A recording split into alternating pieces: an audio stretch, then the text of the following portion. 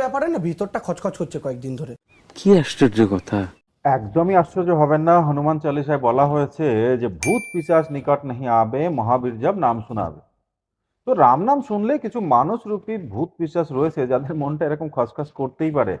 এই প্রথম ব্যাপারটা যেমন ধরুন, দেশের 4 জন শঙ্করাচার্য স্পষ্ট মতন বলেছেন যে মন্দির ইনকমপ্লিট। মিথ্যে কথা। কমপ্লিট মন্দির হওয়ার আগেই সেখানে প্রাণ প্রতিষ্ঠা করা। হ্যাঁ ভাই দেবাংশু, সারা দিন এত মিথ্যে কথা বলার পরে ঘুম হয় রাত্রেবেলায়? কি করে ঘুমাও বলো তো? তবে হ্যাঁ, পুরোপুরি যে মিথ্যে কথা তুমি বলোনি সে কথা আমি মেনে নিচ্ছি। তুমি যে পয়েন্টের কথা বলেছো না, সেটা একজন মাত্র শঙ্করাচার্য বলেছেন, আর তিনি যোশীপীঠের কন্ট্রোভার্সিয়াল শঙ্করাচার্য অভিমুক্তেশ্বরানন্দ। তুমি বোধহয় জানো না, তিনি যে শঙ্করাচার্য হয়েছেন তার যে অভিষেক অনুষ্ঠান সেটা কিন্তু সুপ্রিম কোর্টে একটা পিটিশনের জন্য খারিজ হয়েছে, অর্থাৎ তার অভিষেক এখনো হয়নি।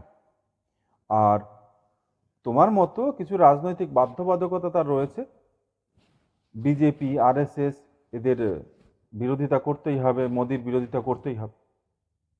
আরও একজন শঙ্করাচার্য পুরীর গোবর্ধন পীঠের নিশ্চলানন্দ সরস্বতীজি, তিনিও আপত্তি করেছেন। অবশ্য তার আপত্তির বিষয়টা কিন্তু আলাদা।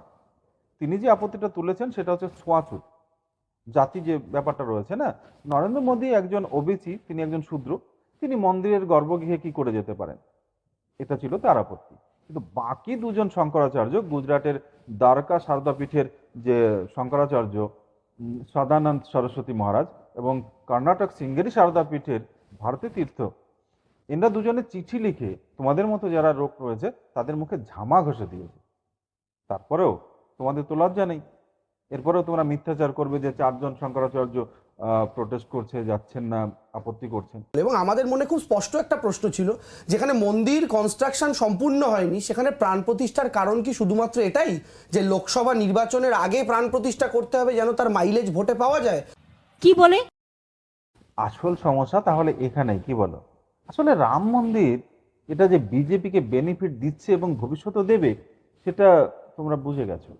তাই বিজেপি যাতে বেনিফিট না পায় তার জন্য তোমাদের এই কান্নাকাটি।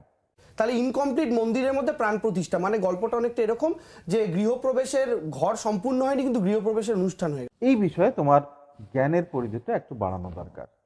গত দুর্গাপূজায় আমাদের মাননীয় মুখ্যমন্ত্রী প্রায় 800-র কাছাকাছি দুর্গাপূজা উদ্বোধন করেছিলেন, যার মধ্যে বেশ কিছু প্যান্ডেল কমপ্লিট ছিলই না। কই দেবাংশু, তখন তো তোমার মুখে এই আপত্তিটা শোনা যায়নি। এছাড়া সোমনাথ মন্দিরের ইতিহাসটা তোমার জানা দরকার। সোমনাথ মন্দিরের প্রাণ প্রতিষ্ঠা হয়েছিল 1951 সালে, আর মন্দিরের কাজ সম্পূর্ণ হয়েছিল 1956 সালে। তাহলে মন্দির সম্পূর্ণ না হওয়া এটা কোনো ফ্যাক্টর নয়, সেটা তুমিও জানো। তারপরও তোমার মতো কিছু লোক কাঁদবে, কান্নাকাটি করবে, তা আমি অবশ্য জানি। নরেন্দ্র মোদী তো সারা বছর শাস্ত্র নিয়ে চর্চা করেন না, তিনি পুরোহিত নন। সেই জায়গা থেকে দাঁড়িয়ে নরেন্দ্র মোদীর হাত ধরে আজকে যখন প্রাণ প্রতিষ্ঠা হচ্ছে তখন আমাদের মনে প্রশ্ন জাগছে আদৌ কি শাস্ত্রীয় নিয়ম মানা হচ্ছে?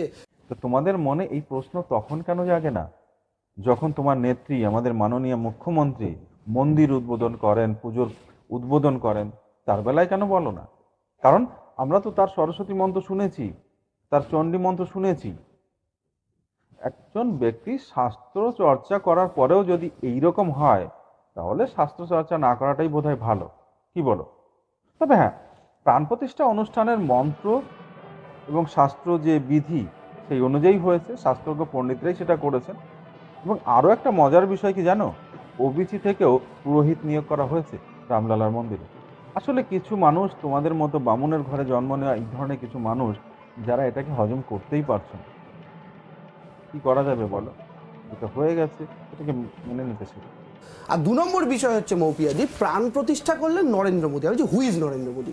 Good question, you are a good question. তবে তোমার এই গুড কোশ্চেনের অ্যান্সার কিন্তু আমি ভালো করে দিতে পারবো না, তার জন্য উত্তরটা অভিমুক্তেশ্বরানন্দজি, যাকে তুমি কোট করছো, তিনি কি বলছেন সেটা একটু শুনে নাও। কে নরেন্দ্র মোদী?